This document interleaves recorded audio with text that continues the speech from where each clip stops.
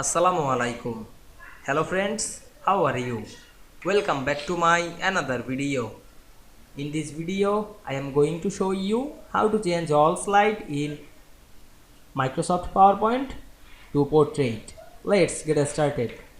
At first, you have to open a PowerPoint presentation or blank presentation. Now we can see we open a presentation. Now we can see here the all slide size is landscape. You want to change the size portrait, go to the design menu and we can see here the slide size.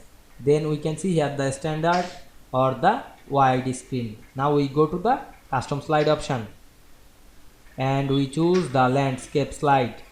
Now we can see we choose the landscape, then click OK and wait some moment to change the slide measurement.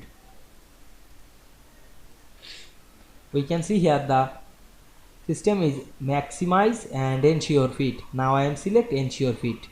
Then we can see the all slide size is portrait. You can change the slide size A4 or etc. Now I am select the A4 size and click the portrait option, then click OK and click ensure fit. I hope you enjoyed the video. Please like, comment, share and subscribe my channel. Thanks for watching.